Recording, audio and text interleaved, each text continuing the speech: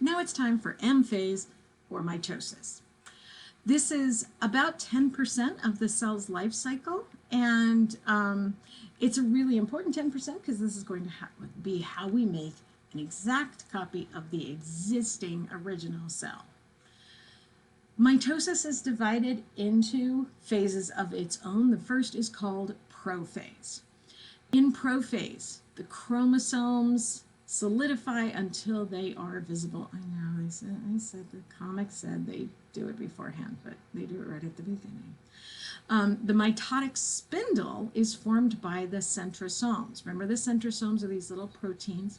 They're going to make these protein strands that are called the mitotic spindle. These are the spindle fibers. And these fibers are going to reach out and connect to the centromeres, holding the sister chromatids together.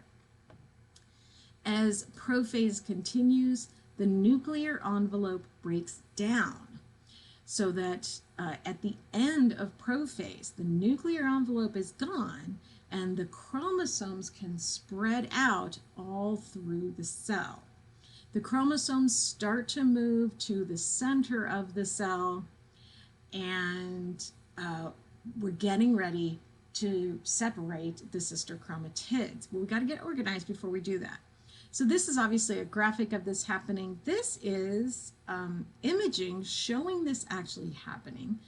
And in these images, they have dyed the protein fibers with a green and the chromosomes themselves with blue so that we can see the movement happening. So you can see the chromosomes condensing into more visible strands, the centrosomes starting to create these spindle fibers. All right, so that's prophase, the first part of mitosis. Next up is metaphase. And in metaphase, the chromosomes line up in the middle of the cell along this imaginary line that we call the metaphase plate. There's no actual plate there. It's just, we can see this kind of line down the middle where these spindle fibers connect to the chromosomes. That's the metaphase plate. The chromosomes line up in the middle. The spindle fibers attach to the centromeres. Remember, those are the things holding the two sister chromatids together. So that's metaphase. Next up is anaphase. In anaphase, the spindle fibers start to shorten and the sister chromatids separate. So you can see these little distinct chromatids being pulled apart.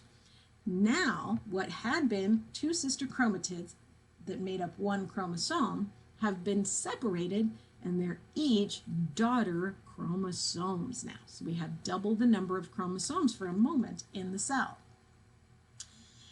The spindle fibers are getting shortened by the centrosomes, and the chromosomes get pulled apart. That's anaphase. So we had prophase, where the chromosomes condense. We had metaphase, where the chromosomes line up at the metaphase plate. We have anaphase, where the sister chromatids get separated. And then telophase. During telophase, the two groups of chromosomes have been pulled to the opposite sides of the cell. The mitotic spindles are disappearing. They've been pulled away. And a new set of proteins is forming along what had been the metaphase plate. And these are going to form what's called a cleavage furrow. The nuclear envelope starts to reform, okay, around the chromosomes, and the chromosomes start to uncoil. You can see they look a little less organized. Finally, the last phase is in animal cells called cytokinesis. It's a little different in plant cells. In cytokinesis, a cleavage furrow forms. This is another set of protein fibers that are actually going to pinch the plasma membrane to make two different cells. This is called a cleavage furrow. The process is called cleavage, so just remember, stop staring at my cleavage. As this is happening, the nuclear envelopes are reformed. All the other cytoplasm is divided between the two cells. And as these protein fibers pinch along the cleavage, they eventually fully separate the two plasma membranes, creating two new daughter cells. Okay, so that's how it happens in animal cells.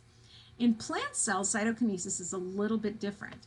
Cytokinesis literally means cell movement. And so some people say it isn't cytokinesis in plant cells because they don't actually move apart.